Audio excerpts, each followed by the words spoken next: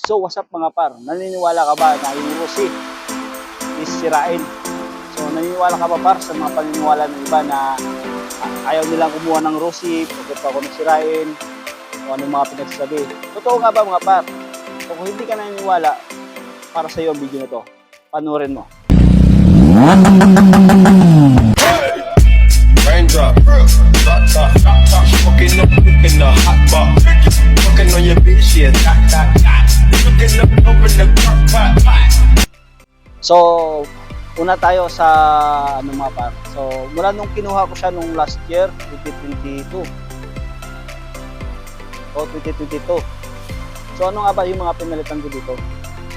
So, una mga par, yung pinalitan ko dito, sa loob ng isang taon, yung napalitan ko lang sa kanya is yung kanyang bearing sa harap nabungi, natanggal. So, pinalitan ko na siya mga par. Tapos, yung side mirror niya mga par, pinalitan na rin natin yung kanyang side mirror. Pinalitan natin ng tulad nung sa mga big bike talaga na malalaki. Ng isang taon, bali 2 beses ako nagpalit ng brake pad niya, huli at saka sa likod. Tapos pinalitan ko na rin yung kanyang cluster sa harap. Pero yung sa likod mga par, ganoon pa rin yung ginawa natin. Pa-install na rin ako mga par ng kanyang rapid relay. So meron ang in-install ko dito mga par, yung kanyang rapid relay is meron siyang 8 tone, diba? Pwede mo siyang ito pakinggan mga par.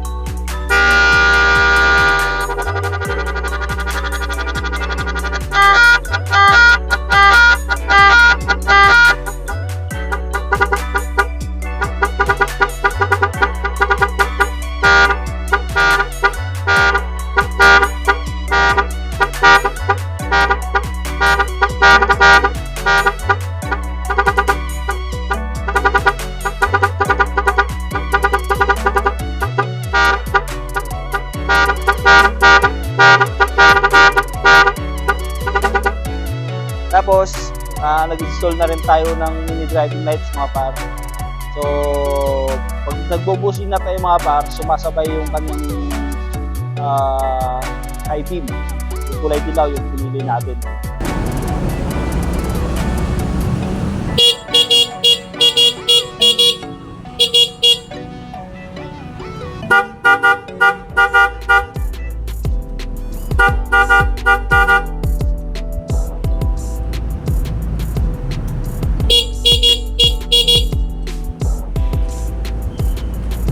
Tapos, as good as so far mga par, yung gulong niya sa loob ng isang taon, almost good pa mga par, hindi pa talaga sa putput talaga. So, ano pa ba yung pinalitan ko dito?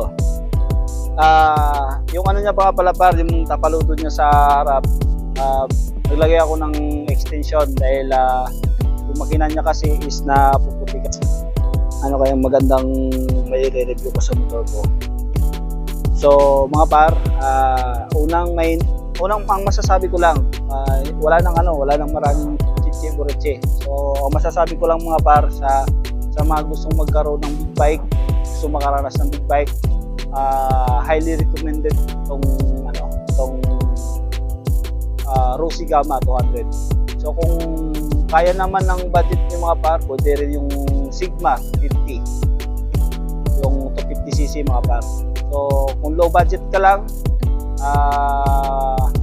gusto mo makaranas ng big bike, so itong inuupuan ko mga par, para sa ito.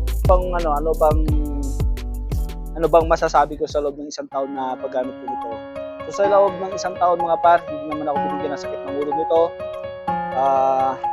Yun lang, may mga minor issue lang naman yung nangyari. Ipalit lang ako ng bearing, siyempre nasisira naman yung bearing. Huwag lang yung makinasaw mga par, diba? Be honest lang ako sa mga followers ko. Ang talaga kay Rusi, yung clearance niya.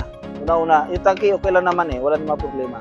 So yun dito sa gilid dyan mga par, dito, is yung kulay green niya, nagkakaroon ng parang lumuluma siya. So yun lang talaga yung issue kay Rusi.